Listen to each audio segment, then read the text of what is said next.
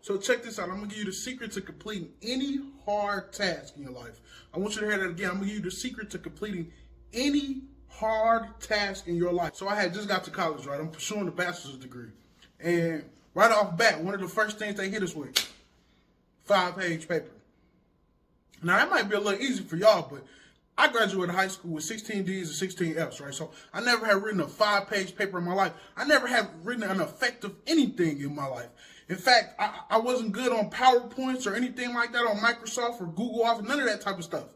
It was real hard to me, and I remember getting to a certain point in the semester thinking like, can I do this? Like, am I cut out for this? Is this college thing for me? I know I worked real hard to get here, but it was just like, am I equipped enough to do this? And then it dawned on me. No, you haven't necessarily written an effective paper before, but you did grow up in poverty. You managed to get out of poverty somehow and buy a car.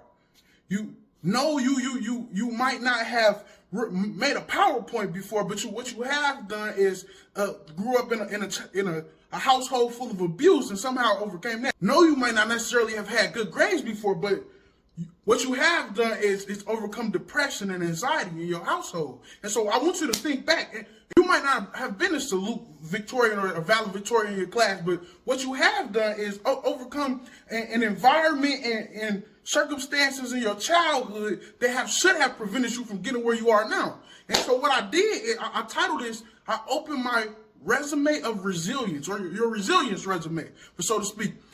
I want you to look back and think about all of the hard things that you have gone through in your life, right?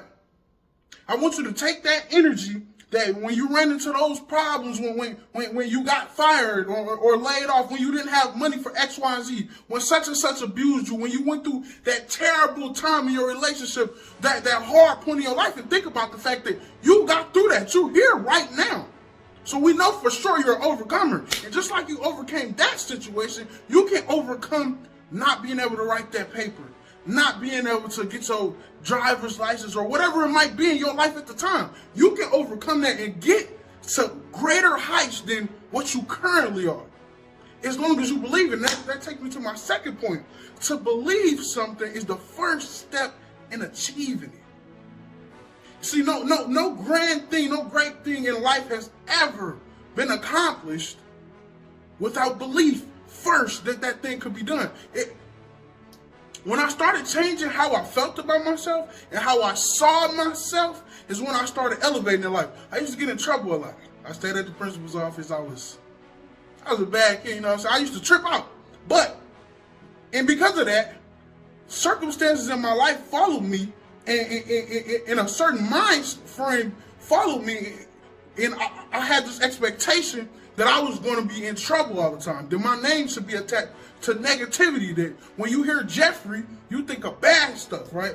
I didn't believe that I was capable of doing good or good things coming to me. But when I changed my mindset, right?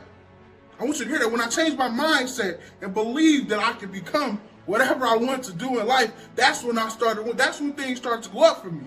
That's when I got off my auntie's floor, sleeping on that twin-size mattress. That's when stuff started to go up for me. That's when I started getting cars and getting education and things like that. And when I changed my mindset, that's when I started to elevate in all facets of life. You have to believe first that you can achieve anything. Open that resilience resume and then believe that you can do anything you set your mind to. What do you believe you can do?